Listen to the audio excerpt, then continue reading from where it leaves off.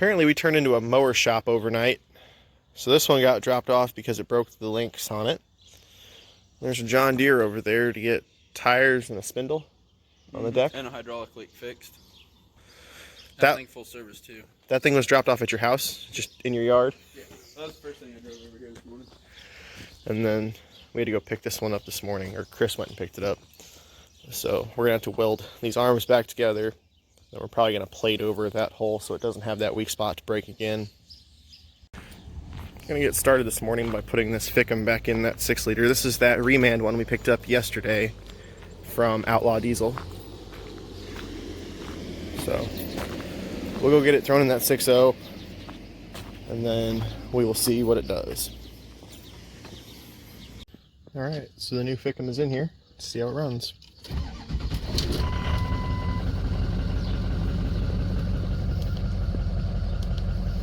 Pull up the contribution test on it here.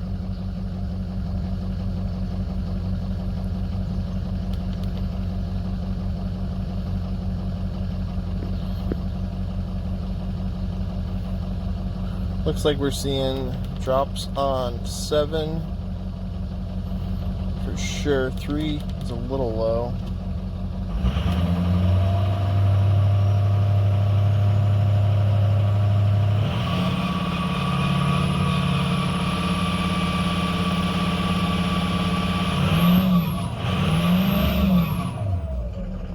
That turbo sounds weird.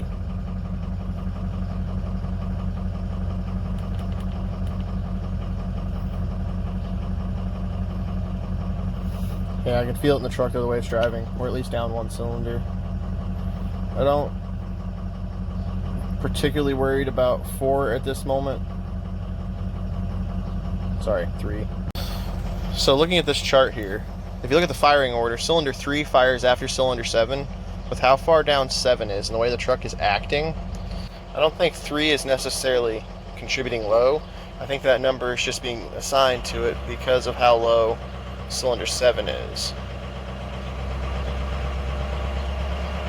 Because all this is doing is it's watching how long it takes each rotation of a cylinder's firing event to take. It knows how long it should take at every RPM, so if it slows down when 7's firing, that means we have a misfire out of 7. That's how it's detecting that.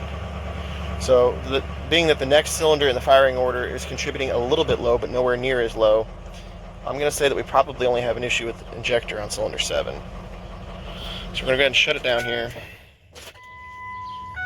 And I will pull the buzz test up. We'll run an individual buzz test on the cylinders.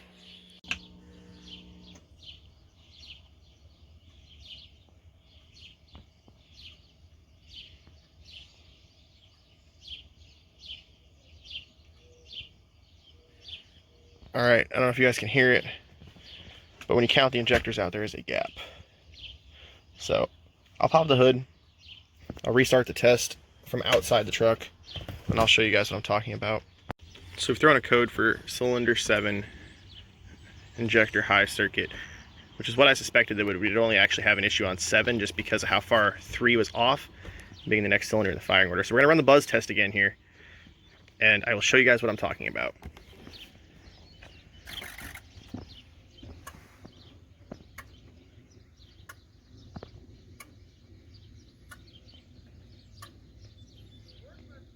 Right there, it skipped over 7. So if you guys listen, 1, 2, 3, 4, 5, 6,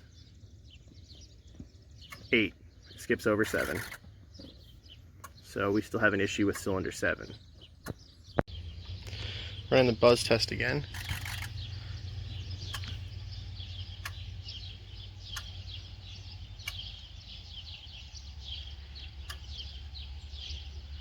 So what we did is we moved the plug from 5 to 7 to see if it's a harness issue. It still skips, so it's got bad injector. Yeah, right there should have been 5 and we're not seeing it. We're seeing 6, we're not seeing 7, and we hear 8. If you listened carefully when this started the buzz test, you could pretty well tell from the start that that was only 6 cylinders buzzing, not 7 like we had before. Which I do have the other one unplugged. Yeah, but I mean, you can pretty well tell by listening to these exactly what it's doing just by that first group buzz that it does. Yep. But yeah, so now we have cylinder 5 high because we moved 7 to 5, and cylinder 7 is now showing low because there's actually nothing plugged in on 7. So we have a bad injector on cylinder 7. Got the truck pulled in here. So the number 7 injector is going to be on this bank furthest back. So they're not that bad to get to. I actually prefer this bank over the other because I don't have to take out the degas bottle and drain the cooling system to do it. So I'm going to disconnect the batteries to get started here, and then from there we're going to get the CAC tube off, and then we'll go from there. So we got the valve cover out of there. Went ahead and I removed the standpipe out of the back right there. It goes in that hole. So now that that's out of there, I'm going to get the Torx out and get all the retaining bolts out of that high pressure oil rail. And we'll go ahead and take the high pressure oil rail out. So there are bolts all down bottom rail, and there are a couple up on the top all the way down it. So that's the high pressure oil rail out. Now I've got to get that back injector out, so you need a longer T40 Torx to get the retaining bolt out. Then you're going to need the injector release tool. This you push down and pull in over the clip on the side of the injector, where you can see the wiring harnesses go up out of the cylinder head. This just pops down over them, you push and it releases them, you pull them out. And then over here, put the high pressure oil rail off and draining. So if you look, right here is where the standpipe goes to feed it. That's your dummy plug. And then all of these little cups are what feed high pressure oil to the injectors. So this does have the updated dummy plug and standpipe, and because this is the passenger side, it's got the port for the rail pressure sensor.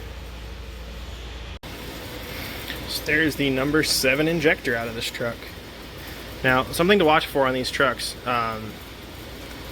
when you have an injector that's not working, make sure that the screw and the nut right here for these electrical connections are tight. I have had quite a few vehicles where these have rattled loose and you lose an injector.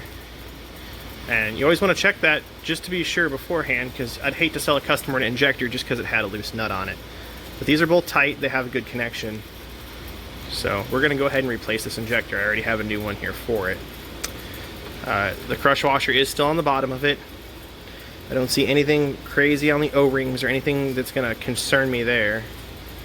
It came out no problem. I didn't have to use a puller or anything. So what I'm going to go ahead and do now is go grab my bore scope, look down in there just to make sure that I don't see anything wrong with the injector cup or anything like that. And as long as it looks good, we're going to start to put it back together. So you have to torque the injectors. The high pressure oil rail has to get torqued back on as well. There is a sequence on the high pressure oil rail. And I'll run you guys through that in a minute, or I might just throw a picture up on the screen here in a second that shows you the process. Either way, you need to make sure that you do that when you put it back together. Don't just slam it back together. It does actually make a difference on these. So I'm going to go grab the bore scope out of the other building real quick, and we're going to check that injector cup to make sure there's no issues with it. Alright, so right there, you can see the hole where the fuel gets delivered into the injectors. I'm looking down into the rest of it. I don't really see any issues in there other than there's a little bit of oil on the bottom there. And I'll just go get one of my Q-tips real quick and clean that up, because I don't like putting them back in until those holes are clean. But I'm happy with what I'm seeing there, so we're going to go ahead and get the new injector ready and get it dropped down in the hole. Another thing I noticed here, these are a set of Reman injectors. So they've been stamped. Catch it in the light. These are Reman 04. So, like I was saying before, 03 trucks have an injector. Early 04s are the same. Late 04s are an injector, and then 05 and up all use the same parts. They stopped revising the 6-liter after the 05 year. Now, helpful tip here. If you're buying a full set of injectors, replacing all 8, you can use the late style in all the trucks. The only thing it's going to do is this connector is going to be upside down. So it only goes in one way, so you're going to have to plug all the connectors in on the head side of it backwards. But you can run the later injectors in your trucks. I've done that before on personal vehicles. So it's not a big deal at all to put a full set of 05 injectors in an 03 truck. I've done it. I've probably put 30 or 40,000 miles on a truck like that with no issue. And here is our fresh reman injector for this truck. So I am going to put a little bit of lubricant on these O-rings when we go in, and then I need to pull that rubber cap off the tip. New crush washer is already installed, and it's pretty much ready to drop in. I just got to put the hold down on, and then we'll set it down in the hole. Also, when you go to put these hold downs on, there's a little notch right here in the injector, and that matches the notch on the hold down. So they only go one place where they lock in, so you can't mess that up. Now, when you go to set these injectors in, I set them in with the hold down already on them. Alright, so we got the injector torque down on it. I also went ahead and got the plug seated through the head and plugged back in. So now we're going to go get the high pressure oil rail, get it sat back in here, so we can go ahead and get that torqued back down on here. Alright, so we've got this high pressure oil rail in here. They're all just snugged down right now, but the torque sequence on these is 1, 2, 3, 4, 5, 6, 7, then 8 and 9 is this one on the back. So they're going down to 10 foot-pounds, and for the back bottom two, you're going to need a stubby torque socket to be able to get a torque wrench in there. A regular one will not fit. The rest of them, though, you will be fine. Just a regular length torque, so I got to grab this one to get most of them. And those bottom two, like I said, you're going to have to use that stubby. Just got a cut down 12mm Allen socket right there, so we can get that thing torqued up. 60 foot-pounds on them standpipes.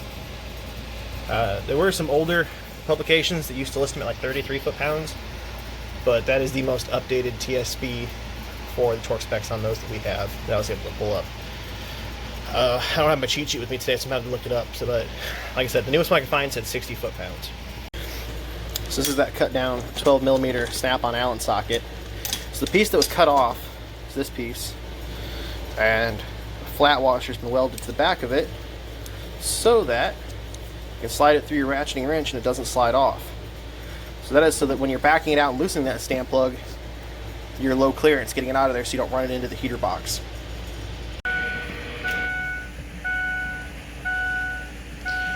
Alright, so this is going to take a while to crank because we have a ton of air in the high pressure oil system. So we're going to hope that it'll do it before it kills batteries.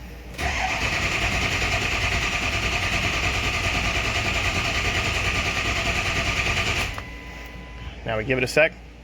You don't want to burn the starter up, so give it a minute in between attempts.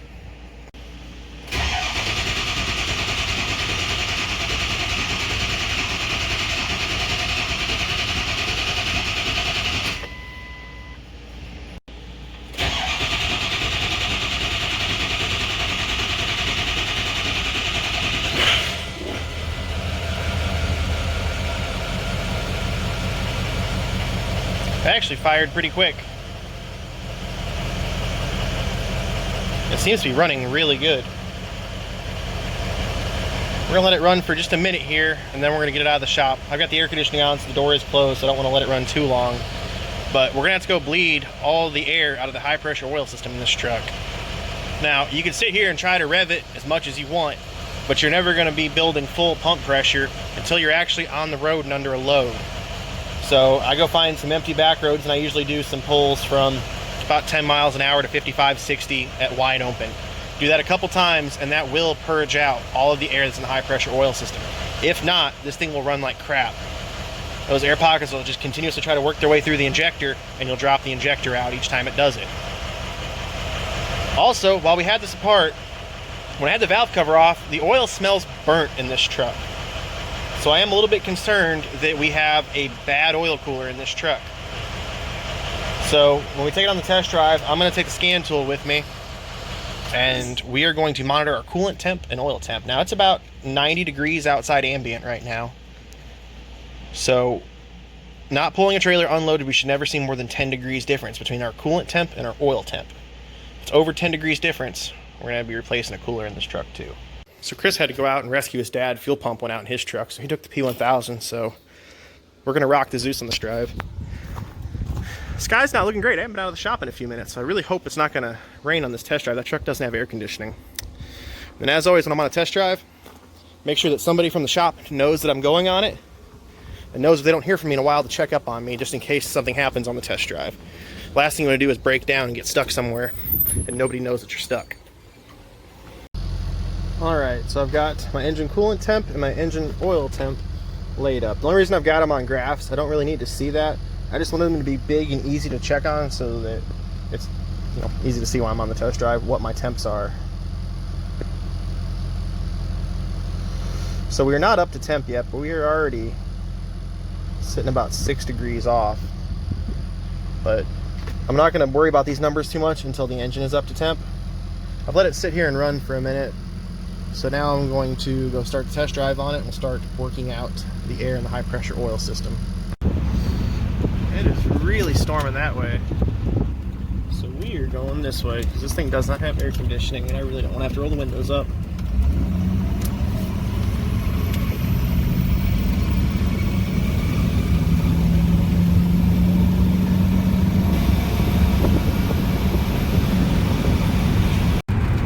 Alright, well, sorry about the shakiness. Back roads are not the smoothest out here. So I'm surprised. We're up to temp now. I can watch the thermostat open and close on the engine coolant temp. And our oil pressure or oil temperatures have not really exceeded the coolant temp. And we're not seeing that differential now that we're up to temp. I was really expecting that, so I am pretty surprised. I'm not going to complain. I mean, that's great. And the customer's probably going to be happy. But usually, when you smell that burnt oil smell in there like that, when you take them out and drive them, you're going to find a temperature differential of over 10 degrees. The oil's going to get hot.